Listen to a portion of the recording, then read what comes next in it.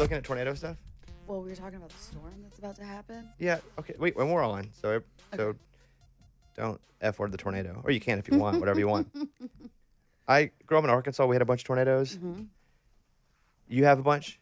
Yeah, in Iowa. Yeah. Yeah, we always did. Us too. And so I just got off the phone with my wife, and she's driving to Memphis and then back later tonight because she has an event out there. But she was like, "Hey, they just come on my phone. It said tornado warning." I looked everywhere. I don't see any tornado warnings. Really? Yeah. Did you look everywhere? I didn't see anything. I didn't see I feel like we all get really skittish, and rightfully so, because we had that super bad one, you know? But, tornadoes, back growing up, it was like, let's go sit on the porch. Same thing. It really was.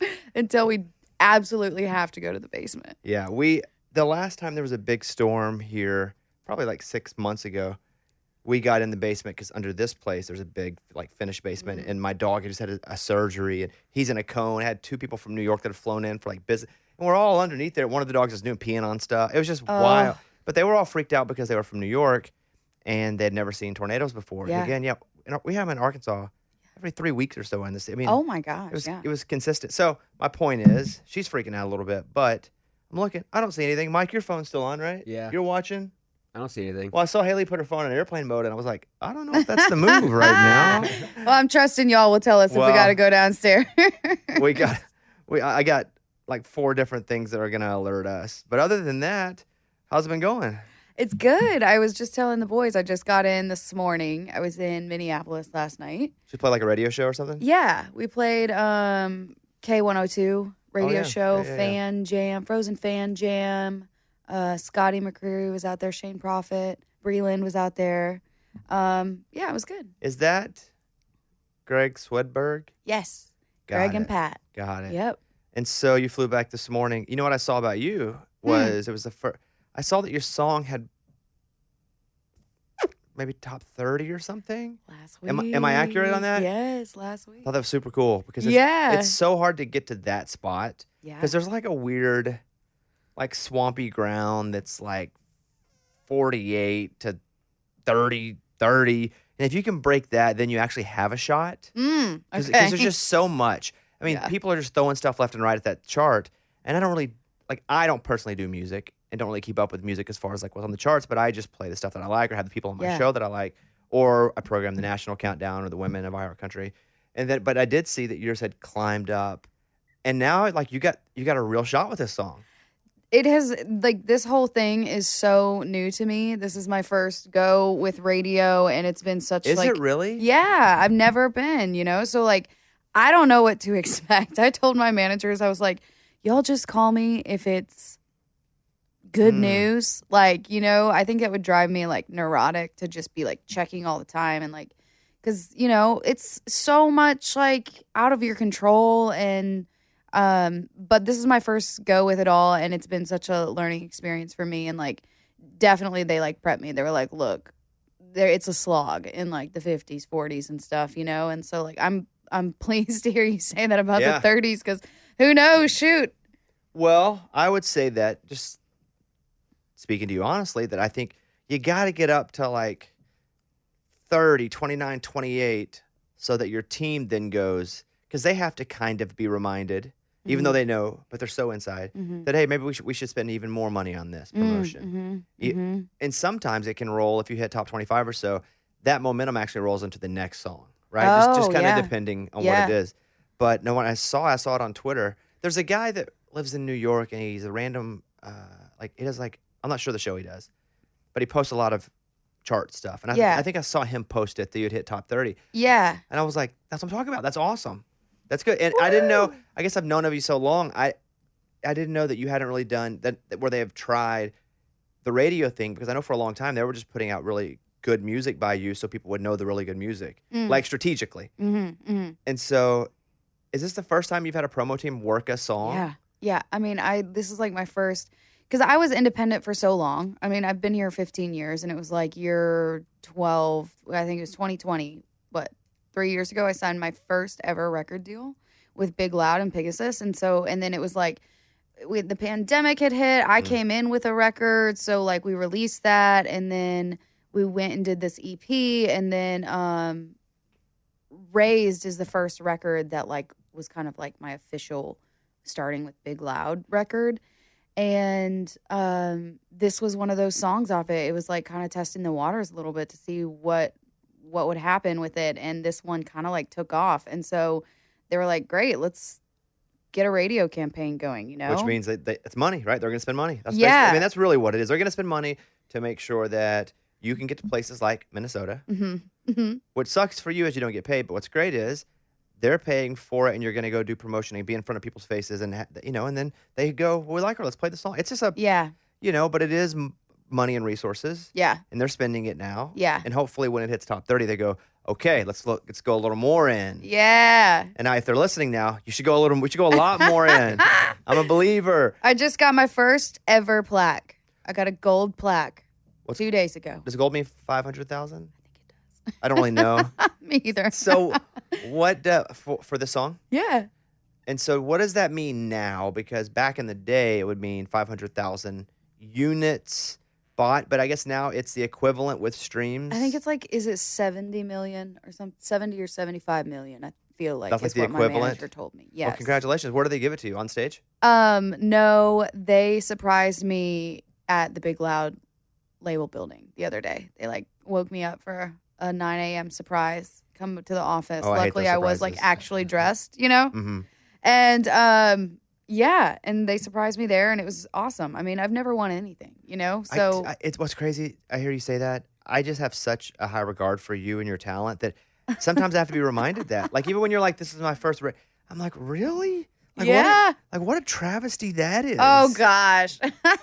But don't get me depressed, Bobby. No, it's the opposite of that. And it's a true testament of just tenacity more than anything. Yeah. And I feel like that's been the key to any success I have. Yeah. Where you're actually good at something, I just last. No. Like, you're like super talented, and I just go, I'm just like a cockroach. Like, things die around me, and I just keep walking. God. I want to go back, though, a few years. Oh, my God. To the record that you paid for yourself, which was The Dream. Yep. Right? Yeah. And when you pay for a record yourself, how do you go about that? Is it a lump sum? How many tracks? Like, walk me through those decisions. Yeah. Because sometimes they're hard decisions to make because you don't have enough money to pay for all the tracks that you want to cut. Right. So go back to that record and tell me how you made the decisions that you did to put that out. That was like, you know, some people go and they like cut a record in like a week. That was like a 1.5-year process for me. So it wasn't like, you know, I just had this giant sum of money and let's go blow it on a record. It was like I was waiting tables. I was still in my first publishing deal, which was with Carnival Music. So I was getting like, you know, my monthly songwriter thing. But let me tell everybody listening, that ain't no luxury boat. No. Like Right. you're pinching pennies. Yeah, you know, yeah, like yeah. first deal, you ain't making money. But and so I also had my first single as a songwriter kind of during that time, maybe a few years prior. Little Big Town recorded a song I'd written called Happy People. Was that on the Pharrell project? Or was it It was on, after? it was right after. Got it. Was the Breaker record. Got it. And, you know, again, like that one struggled at radio. Like I think it was only on there for maybe a few months. So it wasn't like I had. Before you talk about struggle, though, I want to talk about you getting the single. Like, actually, Yeah. when because that is not, that's an amazing thing to hear. Yes. They're cutting your song. Yes. So, and I'm going to get back to the record, but you've sent me down a different hole that I want Yep. to go look into, where you're writing songs, you have a publishing deal, you write that song, and how do you know when they're interested first? This was like a total freak, never happened thing that happened to me where it was like, I went up to Boston. I think this was like year 8 maybe of me being in town, 7 or 8 something. And, you know, Lori McKenna. It's like, that's like years of building up to try and get in a room with Lori McKenna. And I finally got the green light and I went up to Boston and we wrote Happy People. It was the first song we ever wrote. And I was literally sitting in the Boston airport about to like fly back to Nashville, just texting my plugger, hey, here's what we wrote, yada, yada. She was like, I'm going to send this to Karen Fairchild. And she like texted it to her, emailed, whatever. And within like an hour, she texted me back, was like, hey, Karen wants to hold this for the band. Same like trip. So you're not even home yet. I'm not even home yet. And I was like, what? Dang. And so, they played it. I guess everyone liked it. Next thing you know, they're cutting it. Next thing you know, But it's you the get that first call. single. You get that call. They're cutting the song, or do you know Yeah. afterward? I knew they were holding it. But you didn't know they had cut it yet. I didn't know they were holding it. And you want to know what's so funny about this story, and just to like give some perspective, I was still like, you get great news like that, and I was like so broke and busted. Like my flight got canceled, and I literally couldn't afford a hotel in Boston, so I slept in the airport that night. What? Isn't that what a funny? juxtaposition. You put those two things What a beside each other. juxtaposition. You're like, hey, major artists. Yes. They want your song. They love it. Also, you got no money for Super 8. Yeah, you can't stay. Well, in Boston, downtown Boston, it's like $200 or whatever, but still, it's like, I remember like couldn't even barely eat a meal because I was like probably had like a few $100 in my account at that time. But it's the insane thing about this business where it's like the highs and the lows, but And the dream that feeds you even when you're not really eating real food. yes. Like that was it for me for such a long time Yes. where I just had the idea that one day it wasn't going to be like this. And because I had that hope and that dream, Yeah. it was, okay, it sucks now, but I just got to keep fighting. Yes. And without that, I don't think I could have done it. Yeah. Without there being a hope, I don't think I would have been able to last like I did. Yeah. Because my nourishment a lot of times was what possibly could be. Yeah. And I think there's a lot of that to be said about this story too. Yeah, I like to say like we're kind of like negligent optimists. You know what I mean? We take foolish risks sometimes, but every once in a while something pays off really big. You sleep in the airport. You Sleep in the you go home. You just wrote with Lori McKenna. Yes. You're broke, but things are happening a little bit. Yeah, yeah. So whenever Little Big Town has your song and they say they're key, will you get any better rights just because an artist is holding a song, or is that mostly after they cut it, or like when does the reputation start a little bit where people want to get you in a room? I feel like it starts there, like Lori being able to see my name on a song with Lori and like a hold and Yeah. Little Big Town's cutting it and stuff, like that all kind of really helped, I think, crack the door open for me a little bit. When did they tell you that did they send you the song before it came out on the record? I don't think they did. I think that they posted a clip of them singing it a cappella somewhere. And that was like the first moment. I was like, oh, chills, just like hearing their voices on it. It was such a cool feeling. And it was just really exciting. You think like everything's going to change for you. Yeah, I've had a few of those where I'm like, oh, this is huge. My whole life's changed. And it does it, but it's always something really small that is at the time kind of inconsequential feeling. Yeah. That are the big things. Yeah. That actually do pivot into stuff. So you have the relationship with Lori, you have the relationship with Little Big Town, but at the same time, you're working on this record that you're paying for yourself. Yeah. Yeah. So you say it took a year and a half. Is that because you would save up and get a track done? Or how was that process? I would do like 5 songs, I think, a session. And, we'd like work on that. And I didn't really have a team at this point either. So it was like me and my producer, Jake, and my publisher, Emily Schiraldi Furman at Carnival. And it was kind of like the 3 of us just like holding up in the office. Like, what should we do? I don't know. Yada, yada. And, we'd kind of work on the record a little bit. Frank Liddell at Carnival, he produces Miranda Lambert, or he had done a few records on her, Lee and Womack. He was kind of like, grandfathering us a little bit and like coaching us through it and telling us, like what he honestly was just really supportive and kind of like fed us to keep going and whatnot. Cause we had no idea what we were doing. I'd never produced a record. My producer had never produced a record. We just like were following our gut with it all, and trying to make music that we liked, that we would want to listen to. And for me, it was the mentality of like, I've been here 10 years, like this may be it for me. So let's just make something that if this is the last thing I get to make here, we love it and we can go home and like, I can tell my kids about it someday or something, And at least you fail doing what you wanted to do. There have been times where I failed doing something other people have. Hey, why don't you do this? And I'm like, you know what? Okay. And then you bomb out and you're like, God dang, I'd rather fail doing what I wanted to do so I didn't have all these thoughts that would last. Yeah. And so that was your idea of, okay, we may go down, dang it, but we're going to do something that really feels true to me and what we're doing. Because if it fails, at least we failed honestly. Yeah. Yeah. And you can hang your hat on that, And so that's kind of what we did. And it was a year and a half of just like holing up at my engineer's studio in Germantown. And, we'd just stay up late into the night, drink bourbon and talk about, we were just so buzzy on songs and energy and excitement and fun. It was like one of the most fruitful years for me because I'd been so brokenhearted by the industry, and so this was like kind of me getting a little bit of like, I tuned out so much of the town and just kind of went in and was like finding it all again. Was there an impatience as you guys were creating the songs that would be the record and you're doing them in batches? Was it ever like, you know what, screw it, let's just put these 5 out?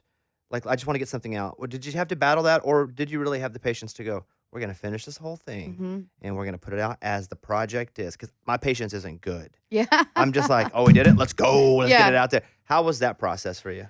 It's funny that you say that because I have never thought about that, but I was just like, it was a record in my mind and it wasn't done till everything was complete. I mean, shoot, I think that I went up to write with Lori again and I wrote what ended up being like one of the title track of the record.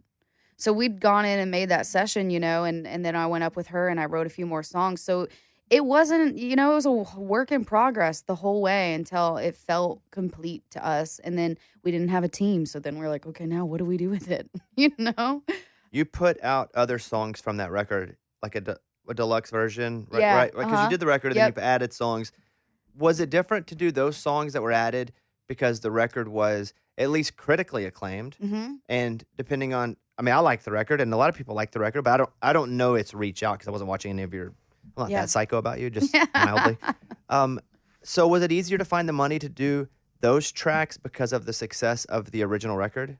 Yeah, I think so. And I'm trying to like remember, I think on the deluxe is when Big Loud, I was signing my deal too. So then they were a part of that, so I wasn't like saving all my waitressing tips anymore. It was like they were helping float me and giving me the freedom to be able to create, without worrying about money. Was there any part of that record that whomever signed you over at Big Loud, like I don't know which of the guys, which of the people over there were instrumental in Hailey's awesome, let's get her. Was there a song or two that they brought up like really resonated with them? They were like, when we listen to this song shows us who you are. Do you remember any of that? What was I it? remember like Seth got super jacked on Filling My Cup. When he heard Filling My Cup, he was like, this is the sound. That was like we'd put fiddle on it. It kind of has that throwback, like, and he was just like, he lit up on that song. And yeah, it's been really cool, to see the whole thing with them. And Nicole Gallion's a part of it too with Songs and Daughters. And she's someone I've written with for a very long time. So she knows me very well creatively.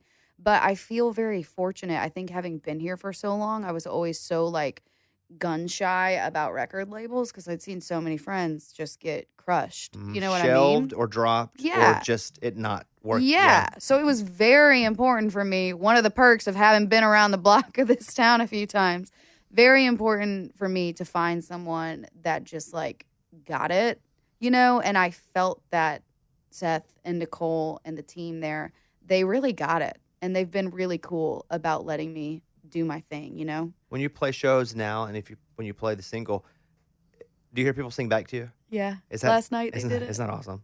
It was so freaking nuts. It's so bizarre as someone who's been here for freaking ever, put out multiple records, to be able to see the difference with this one song. It's just nuts. And it's nuts at 30. Oh, gosh. 20. Oh, gosh. It's a different level. 10. I mean, you're gonna have so many people that finger quotes believed in you from the beginning. Like that's the best part about it. Oh my god! Is that so many people now, Hailey, are gonna be like, we knew it when you first moved to town, and you're like, well, if you knew it, why didn't you call me? Seriously. Like I was. So when you moved to town, though, some of this stuff I'm just gonna go from memory of speaking with you. Teenager when you moved here? I was 17. That's why teenager seems, because you weren't. But you went to school here, though, right? I came here, yeah. So I was like, I'm moving here no matter what. And my mom kind of panic mode, oldest to leave the nest. Like, she found Belmont. She was like, please go to school. So that was kind of like my safety net, But if you're 17 when you move here, could you even go to school right when you moved here? Yeah, I was one of those weird kids where it was like, school starts in August. I'm 18 in September, you know? So yeah, I lived there. I lived on campus. I didn't have a car. You know, I walked down to Broadway, walked into Tootsie's, was like, can I get a gig? You know, that whole thing. How did you find Nashville though in general? Because your town in Iowa, not big. No. So was Nashville a bit? Because for me, this is the biggest city I've ever. I'm in big cities a lot now, Yeah. but I'm from Mountain Pine, Arkansas. I never lived in a city this big. Yeah. Like Austin and Nashville are same size. And when I would get to, I'd be like, dang, this is huge. Uh-huh. But then my friends would come here from bigger. They were like, oh, what a tiny town. And I'm like, you guys don't know what it's like growing up in a small town. Yes. Was there that for you when you first moved here? Like, holy crap, big, tall buildings. Yeah. Sports teams. Oh, yeah. I felt like such a city girl. Yeah. You know, like Q, Sex in the City. I was like, I am just a huge city girl now. But yeah, because this was the biggest city I'd been to, too. What'd your know? parents think about you moving to a big city? I think they were a little scared for me, but I think they were excited for me, you know, and they've been nothing but like encouraging and go get it and go do it and whatnot. Apparently my mom like locked herself in her bedroom for a week because I was just like, I'm the oldest of 6, like moving 9 hours away. I didn't know a single soul, you know? So I think, you know, I like to think she missed me, but yeah, it was a big deal for me. And I found it because she knew I was so determined to do something here. And I just didn't know how, you know, probably same with Arkansas. Mm-hmm. It's like, there's no music scene. There's nobody that's done any. There's no blueprint. People where I grew up worked at the mill. Yeah. And so that's what I knew. That's what Mhm. most people left school. They did the. In your town, what did most kids do when they graduated? You know, either went into like a trade school, started working for their dad, or you know, some kids would go to like Iowa or Iowa State or something. And so you move here and you're going to school. What'd you think about Belmont as a school freshman year? Big. Did Like, you think? whoa. Were you like, whoa? Also, these kids are really talented. Yeah, Because you. so scared. Because again, I'm like little country kid. You know, I didn't come from a musical family. Like, so I just totally was just like, oh my gosh, you know, like everyone here's so good. And, you know, there's the whole like Belmonte culture and the, you know, stars and all that. So yeah, I mean, Nashville was like my crash course in like country music and honky tonk education, you know, going down, playing bars, learned very quickly. It's a songwriter town, booked a gig at Richard's Cafe, which ironically is where I went back in 12 years later asking for a job. But just feeling my way through the dark with it all, trying to meet as many people as possible, trying to co-write immediately just to build my network and get to know people. What honestly. were you doing playing in Iowa, though? If you're 14, 15, you love music, where were you playing the year, 2 years, or however long to actually know that you love to do it and you wanted to move and pursue it? I mean, gosh, like flatbed trailers at birthday parties and graduation So parties. anywhere. You just wanted anywhere, to play. Where like- did you start? Where'd you get your first guitar? My first guitar, my mom got me. She signed me up for some like Guitar Center, I think, in Cedar Rapids. She signed me up for some guitar lessons. I started playing guitar, learning a few chords. I always loved writing and always knew I wanted to write my songs. So I started writing silly little songs. And then she actually brought me down here when I was like 15. And that was like the moment I think that I got to see it. And then there was no turning back, you know? When you left, you just knew? Did you talk about it a lot? Like, Oh, probably. I think I was like so pumped and just, I'm moving to Nashville, yada, yada, you know? It's What- so cute. did you think, let's just talk the trip down. Did you drive or fly? I'm assuming you drove. Drove with my family. My family all loaded up the truck. All my siblings came down. And, you know, I'm like, All feeling- your siblings came down. 5 brothers yeah, and sisters? Yeah. Dad brought the truck. Everyone, he liked to, I mean, he'd throw us all in the back of the truck, put a topper on it, and we'd all just, probably not the most safe. We used to do that too. thing, Yeah. But, I mean, sometimes no top. you know, Okay, I yeah. mean, and so we all drove down, and I was really, it was bittersweet. I was so excited to be here, but I've always been so sad to leave there. And so, you know, I'm thinking we're going to have this really sweet, you know, emotional weekend. And they literally dropped me off and we're like, all right, well, we'll see you at Thanksgiving. And they just turned around and drove back to Iowa. Were you in a dorm? Yeah. So did you think on you're not going to be able to really remember this, but maybe you can just kind of identify the feeling. But as you were on your way down, were you like, I'm going to Nashville, I'm freaking going to make it? Or it's like, I'm going to Nashville, I don't know what's going to happen, but I'm going to try. Like, what was the... I was like, I'm going to make it. You know, I think I was just like, so I didn't know how, I didn't know when, but I just had this feeling like this is what I'm doing, and there's never been a plan B. It wasn't until, a decade in that I really started to think for the first time ever, like, what if this doesn't work? What else are you going to do? Did you finish school at Belmont? I did. Oh, good for you. Yeah. And were you playing, you say you went to Tootsie's. Where did you go very first and go, hey, can I audition? Or where was the first time you played a show in Nashville? Tootsie's. Yeah. I mean, I went down to the open mic and asked, but then the other place was Richard's. And then another early one was, gosh, I don't even think it exists anymore. It was kind of behind Satco over in Vandy. I think it was called it was a oyster bar or something, which sounds so weird in Nashville. But yeah, it was this little basement dive bar. You walk down and the guy would have writers' nights there. And I remember seeing Ruthie Collins. She was in a band at the time. She was in a duo. And I just watched that show, and then I went and asked the sound guy, how can I play here? The Commodore was really big.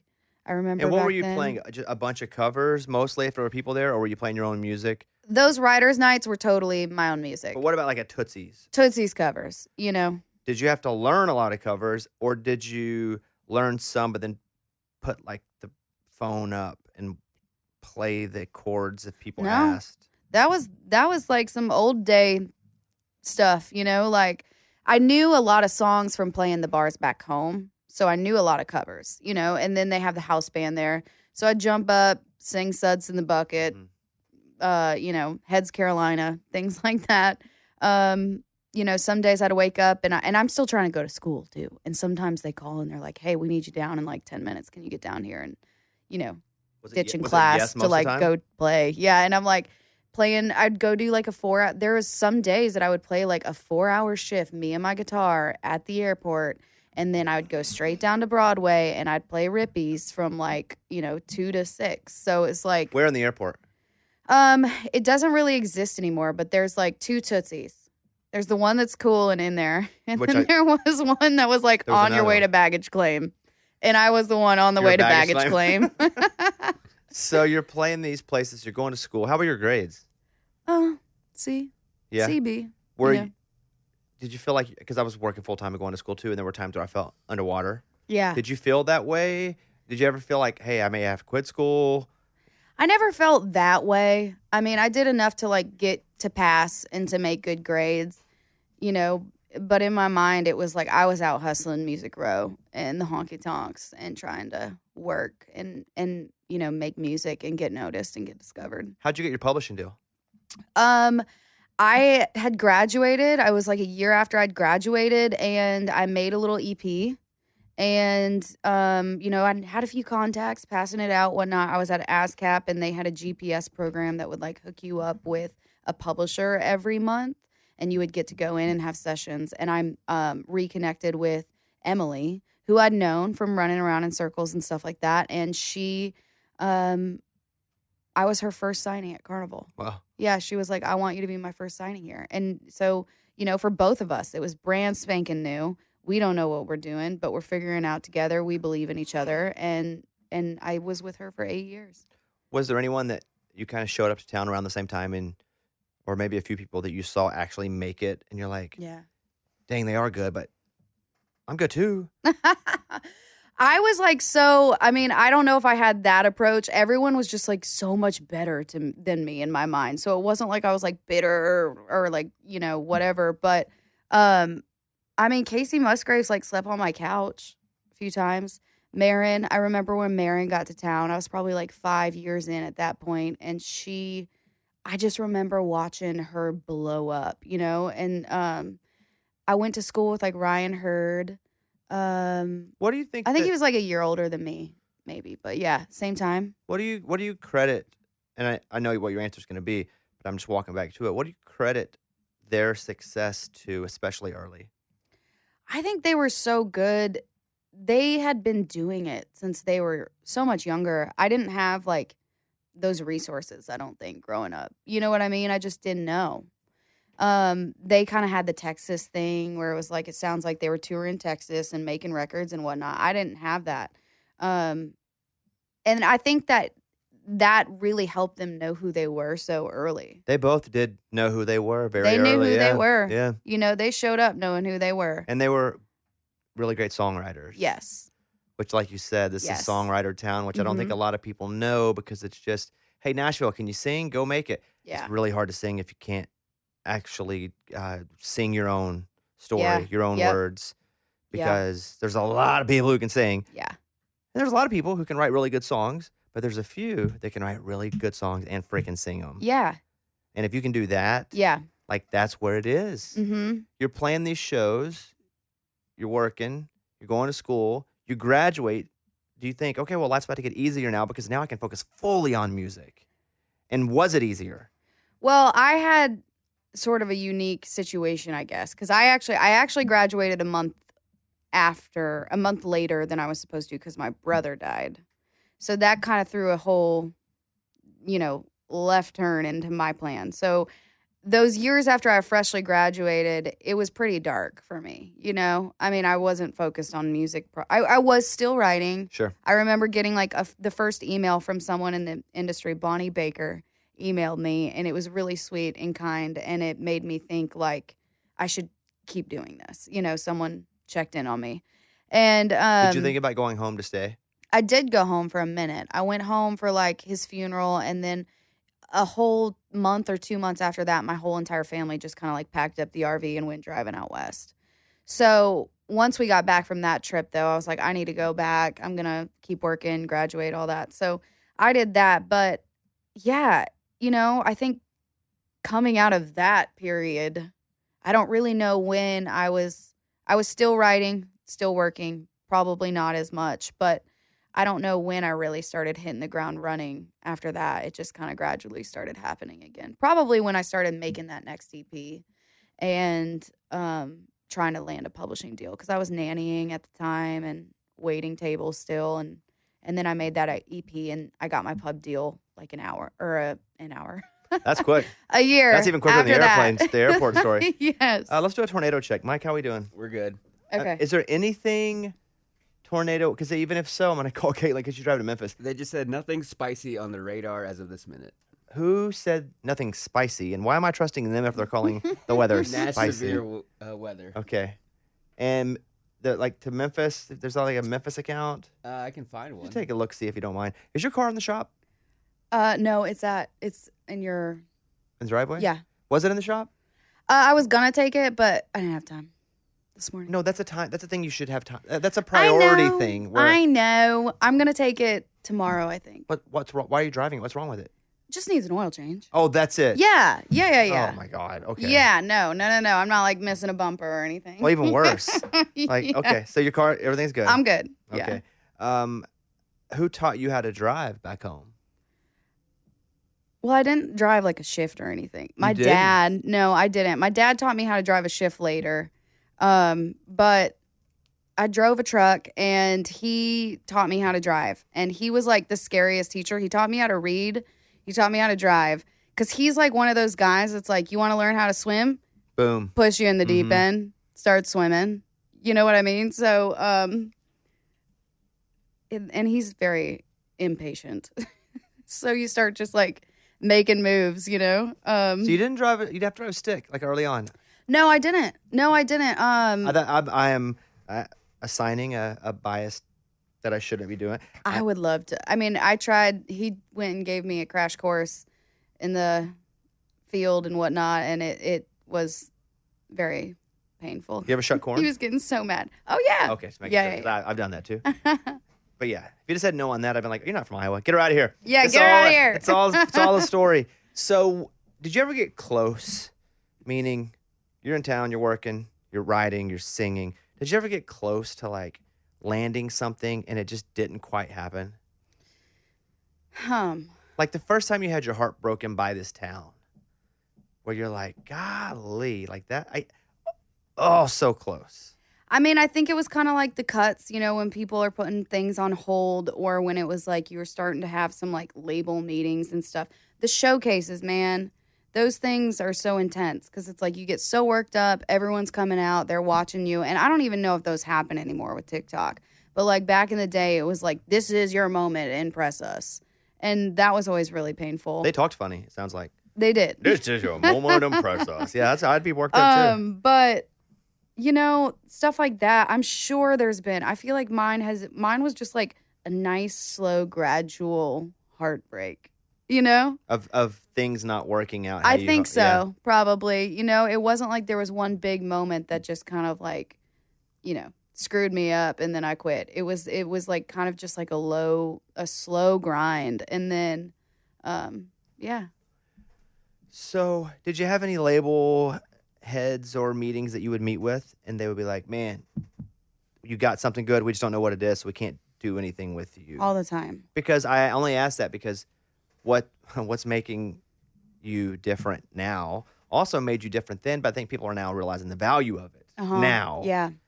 Because then, like, there are parts of you that are very traditional. Mm-hmm. There are parts of you that aren't. Mm-hmm. But depending how you're viewed by the individual, they could go, wow, she's way too traditional for what we're doing. Or it could be the other way. Like, she looks traditional, but so I just would imagine there were times where people just know what to do with you. Yeah. Like, because you're obviously awesome, but they were like, we don't know. We don't know what to do. Yeah. Yeah. I think like all the time. Did you reconsider your style or? Yeah. I did. There was like a phase that I did and it was awful. And I was like, we cut some things and I had our first meeting and I had to play it for a friend in the business. And I was like, Really? I'm never going to play these songs to anybody again. I don't like this stuff. You know what I mean? But yeah, it was weird because everyone always told me I was too Americana. I was Texas country. I wasn't, commercial. And at that time, it was very pop. Commercial was very pop. So I felt like a fish out of water. Like I grew up on Alan Jackson and Trisha Yearwood and stuff like that. So I didn't know what to do with that. But yeah, I mean, it's interesting how music is just so cyclical because now it's like country's back. And Americana's country. And Americana's country. The most country thing, period, anyway. Yeah. Like, yeah. honestly, like that, people say, oh, they do Americana, but that to me, there's nothing countryer than Americana music. Yeah. Is the weird thing about that. Yeah. And so I was with Lucas Nelson a few weeks ago, Cool. who's awesome. Yeah. Like, by the way, I liked his music, but until I heard him play live, like, I liked his music. Now I love what he does. After Yeah. watching that guy sing, and he's also the nicest guy. And, you'll classify him as like Americana. Yeah. And I'm like, that dude's just a country music artist. Yeah. Like straight up just a country music artist. Yeah. And so the Americana label, I feel, gets tossed around a little unfairly Yeah. because it's just people that don't know what to do with it. Yeah. And that's what it is. Like, Yeah. it's really good, but we don't know what to do with it because we're scared to take a commercial risk on it. So we're Yeah. going to assign you the category of Americana. Yep. Like Isbell, we go through the whole list of people that there's nobody more country. And had Yeah. they arrived at a different time now or 3 years prior, or they would have just been country. Yeah. But because of the time I remember just seeing you, like your style, and I was like, okay. Before I even heard you, I was like, she's very traditional. Mm-hmm. But then I heard you, and I was like, oh, yeah, she's traditional. But there are some really progressive elements here at the Mhm. same time. Yeah.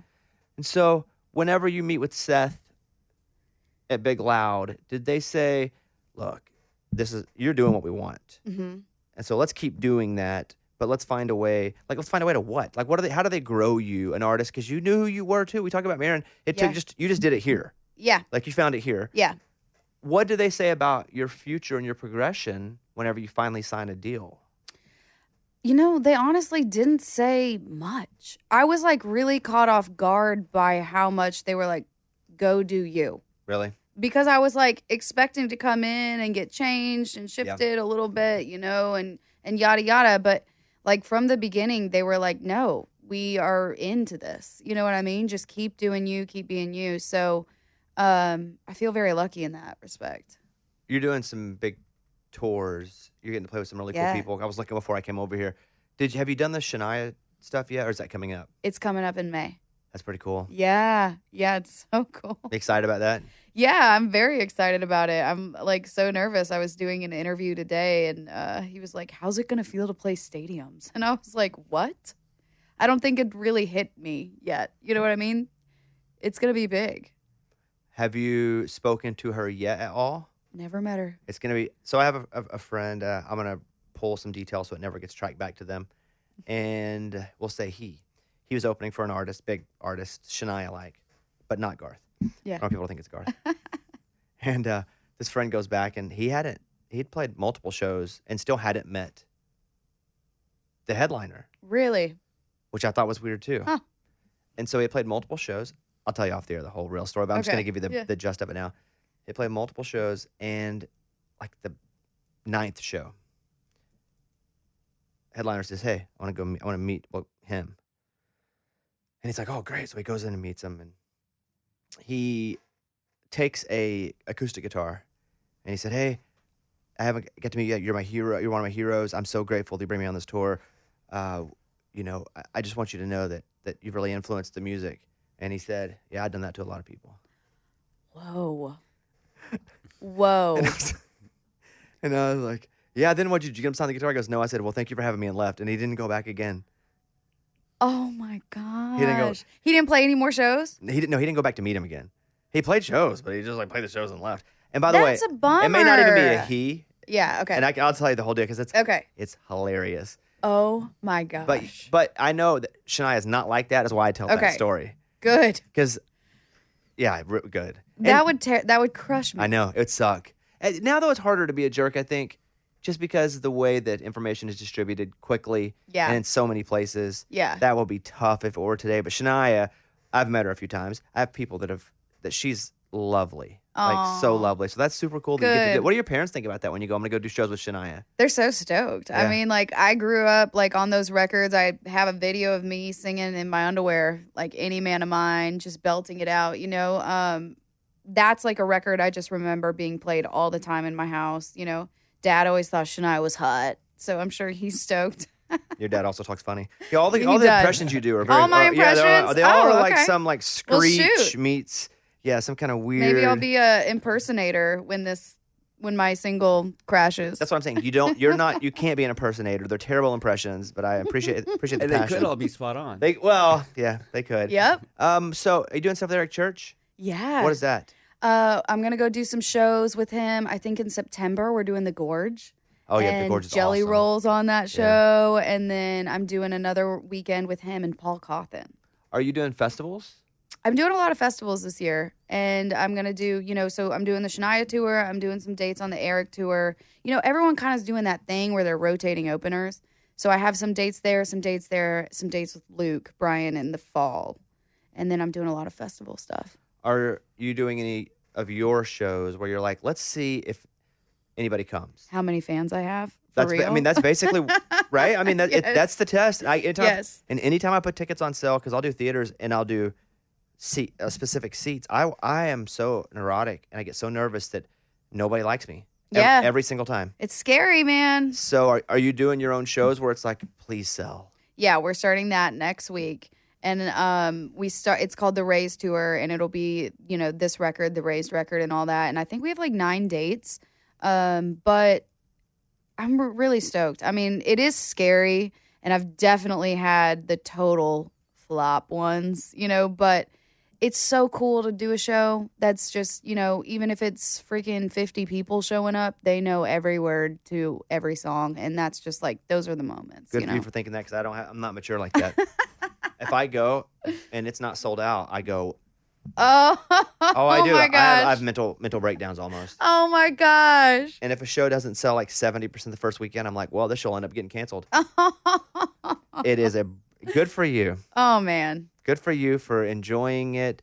If there are 5 open seats and I see them, I'm like, people must have been sitting there and they left because they hated. Oh no, that's not no. It's no, tragic. no. My brain's tragic. I live in tragedy constantly. But good for you. You're gonna go play these shows. The song is hopefully we'll be killing it. It's doing great right now with Thank you. momentum, which is amazing to see. And it's just so cool to see it. Like, you're just an example for a lot of folks. Mm. And I hate when people tell me that sometimes, because like, I don't want to be the example. I want to be the example of somebody who just shows up and is super talented and makes it. Mm-hmm. But there are a lot of people who are super talented who showed up and then got sent back home too, Mm-hmm. because they didn't have the knowledge or the capacity to handle it once it finally happened. Mm-hmm. And man, it is it's your time to be a star. It's so Aw. cool. It is. Thank you. It is your time to be a star. So when you do the shows for like Shania or Eric, that set is probably what, 20 minutes or so? I think so, yeah. When you do your shows, are you doing an hour? We're doing like 90.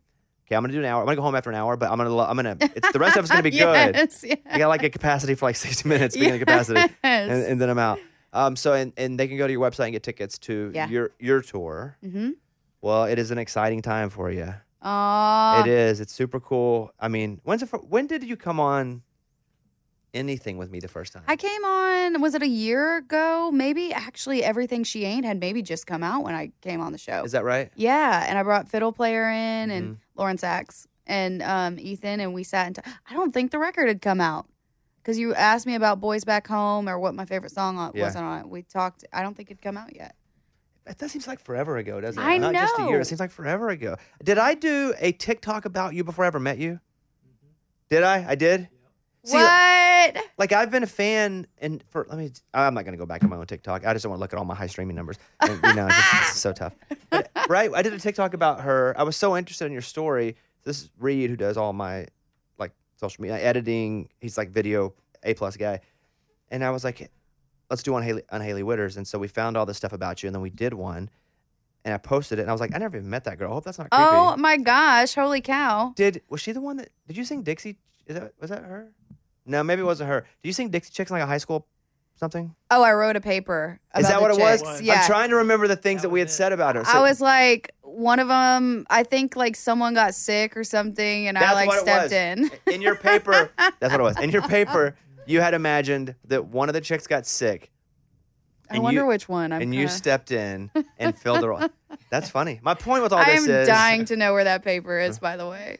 Me too, because that would be awesome to see. My point is, I've been a fan for a long time. Even before we met each other, I was like, I'm so interested in like what she's about because I know and knew it wasn't easy to stay being about what you were about when people didn't quite get it yet. Because that ain't easy. And you could go, well, I'm as talented as everybody else, so I could change and just do what's accepted now. But you didn't do that.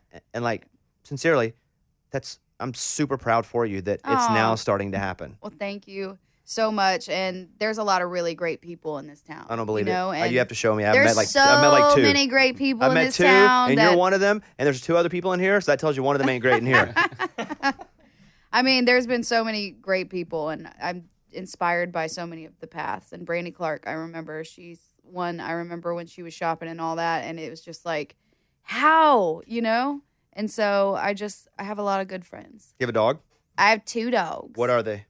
An Aussie, who is awesome. I'm so codependent. Do you have dogs? Yeah. Like, so codependent. And then I have a blue tick beagle mix, Bo. He doesn't really like me that much, though. Did you get Bo from here or from home? Bo we got from, like, Indiana. He was a foster pup. Yeah. We had a bunch of...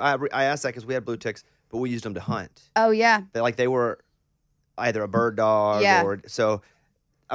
if he's from Indiana, he was a blue... That's just where my mind went. So anyway, you got Bo... Why were you in Indiana? Touring? No, we found it, like, the foster company or something was in Indiana. Yeah. I don't know. And so we, like, went up there and got him. And then the Aussie, we say we rescued her, showed up in an Arby's parking lot in Cookeville, and this woman just, like, handed her to us. So Wait, I don't understand. You got to go into more detail. it was Craigslist. It was a Craigslist find. I was at my friend's baby shower, and I was like, let's get a dog. We're not getting a kid, so let's get a dog. And we went on Craigslist and found Aussies, and we went and, like, drove to Cookeville to meet this person. And they just, like, we thought would be at the barn. They were like, she was raised on a farm. Like, she'll be with the mama at the barn and all that. And, like, literally the address takes us to an Arby's parking lot. And the woman gets out of the car with the one puppy and just, like, hands her to us. And you just hand him money? And we just hand her cash. And we're like, I mean, we got to take this dog now. It's like, we can't send her back. Right. So it was kind of sad because then we got home and she had fleas too. So we say we rescued her. Yeah, no, that works. And Yeah. anything off Craigslist was rescued. It Yeah. doesn't matter what it is. If it's a couch, a human, Yep. a dog, Anything. anything. Because that ain't a good part of town to be in. It's Craigslist, Nope. just in general. Craigslist Nope. and Reddit. Like, you just need to know exactly where you're going to go in those places and Yes. don't go anywhere else. Nope. I have 2 dogs. We have a husky mix, a husky, and she's also a hound. Oh. So we got her. She was like this big. Aw. She was just pulled her off the street. She was so aggressive that they told us she would never be able to be with our other dog, who's like a year older, they were like, she's so aggressive, you can't keep her in the same house. And we had aggression specialists come here and work with us Really? because, right, it's about us Yeah. being able to be consistent with the dog. And the aggression specialist was like, she was on the street so long. Mm-hmm. These traits will never leave her. Mm. She will attack, and if she gets big, she'll kill your other dog. Whoa. And to Caitlin's credit, she was like, that's tough. Okay, it doesn't matter. This is the dog. Wow. So we're very consistent with her, and she's awesome now. She's 2. She's not aggressive. She's actually opposite, annoyingly. Yeah. Like loving her and the bulldog. I'll show you a That's picture so I took. awesome. She has a crate that she sleeps in, but it never closes, right? It's not a crate. But we Yeah. crate trained her early on to know this is your house. This is your consistency. Yeah. And so it's her crate, but the bulldog will sometimes go lay in her crate, and she'll just go lay in the bed beside it. Like she's not aggressive at all. So cute. She's just like, okay, cool. And so we've had her for 2 years, and then Stanley is a bulldog, and he's in surgery today. It's Aw. his 14th surgery. Whoa. When we got him, I mean, he had 6 surgeries in his first year. What? He had a lot of stuff wrong. Eye, wiener. No, that's Aw. me. But it's really him. It's really him. But he had all these surgeries. And so he lived in a cone, so it was really hard to instill any sort of discipline in because of that. But he's a great dog now, but he tore his ACL one leg all the way in 2, had surgery, miserable rehab because he's 3, he's a fat dog. Aw. Tore his other one all the way in half. And today he got sent off to the hospital. I'll be back tomorrow morning. But I actually just posted this walking over here. This is me giving him a pep talk this morning. Here we go. Sit down. Good. You're going to have a good surgery today. Oh my gosh. You don't even know English, so you don't know what surgery is. But when you're done, that leg is going to be all better, okay? And I'm sorry I can't feed you this morning because you'll vomit all over the doctor. But I love you very much. And I hope you have a good surgery. Okay, buddy? High five. Oh my gosh, he high fives. So, yes, I love my dogs. Obsessed. And my wife never had dogs growing up, so these are her first dogs. And it's fun to see that. Yeah. She was like, we never had dogs. I don't like, and she just loves them. Oh. And it's like, I told you. You tell me I'm the idiot. I told you. You're the idiot. You said you wouldn't like dogs. Except I don't call her idiot because she beat me up. Okay, look, Hailey, we've done it all. We've said it all. First of all, it's great to see the trajectory that's happening now because you deserve it. And I would say the same thing to you off the air. Getting to this place on the chart is good for one of 2 reasons. Mm-hmm. One, either this song keeps going, Mm-hmm. or 2, it's crazy momentum for the next one. Okay. It I like that. It literally is. I like if for that. some reason you're in 5 weeks, your level's like, well, we can't get past. They're going to go to a song immediately. Yeah. And that's what's good. So you have hit that spot that actually allows you to have another really strong shot. Yeah. That's worst case scenario. Okay. Best case is I let's like go, that. baby. Let's go. Best case, let's go, roll. baby. Yeah, I hope you get so famous you forget who I am in 2 years. That's the shoot. ultimate goal is for you to walk out and be like, who's that guy? It's like White Urkel. That ain't gonna happen. Yeah, that could be him. That ain't happening. Look, Hailey Whitters at Hailey Whitters. Follow her. Everything she ain't. Can we have like 4 seconds of it, Mike? Yeah. So we don't get sued by the music police. Here we go. I'm everything she is and everything she ain't. Because we will get sued by the music police if we play over 5 seconds. Oh my gosh. Brutal. Brutal. Exactly. The music police, that's you and your people, though, so you Oh. have to talk with them. How was it doing like late night TV for the first time? Oh my gosh. Like that's like one of those things. It's like for the first time I get to do. What'd you do, Kimmel? So insane. Yes. Tell me about it before I did you go. Kimmel. Very like a publicist called Monday night. Hey, can you do Kimmel on Wednesday? Sure. Jumped on a plane, flew out. Very cool. Like honestly, just hung in our trailers. They had great snack selection. We did 2 takes. Just ran through the song twice. I got to meet Jimmy. He was very sweet. Took a few photos and it was done. Like a Yeah, and then it was kind of nice because we were like pre-taped. I don't know if I was supposed to say that, but we were pre-taped. But it was kind of nice because the day of, you could be like, I'm going to be on Kimmel tonight without the nerves. and you know what knowing I mean? it was good. Where I didn't see it, so I didn't know. I was like, oh, this. Got it.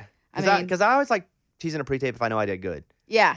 If it's like live, I'm like, I don't know, I may suck at this. I don't want anybody watching quite yet. Yeah. That's awesome. And then I saw it may have been around the same time that Kelly Clarkson did a cover up. Yes. Because she comes out and sings at the beginning. Yes. And I've done her show before, and she did a Queen song and she crushed it. And I was like, oh yeah, I forgot. She's like one of the greatest singers ever too. Yeah. But then she did one of your songs. yeah, like the next morning. Oh, It was like the It next was morning. really? Yeah, it was really strange where it was like and it was like kind of funny because I had just been on Kimmel, but again, like I guess like back home demo or something. Every like woman I know back home texted me like, "You were on Kelly Clarkson this morning," and I was like, "I was on Kimmel last night too," you know. But it was like Kelly, man. That's awesome. Well, Yeah. congratulations. I love to see it. I'm Thank super you. proud for you. And you guys go follow Hailey on Instagram and TikTok and just listen to her sing. Listen, stream her music, but also you do enough singing in places and on social media and stuff. People can actually hear you sing without a processor, without it. Like, it's so good. You're so good. You're so good. And I love to see it. Okay. At Hailey Whitters, go follow her. And her car's fine, so don't worry about that. And there are no tornadoes. There are no Finally? tornadoes. Mike, we're all good. Good. Okay, thank you. And we will conclude. Bye, Hailey.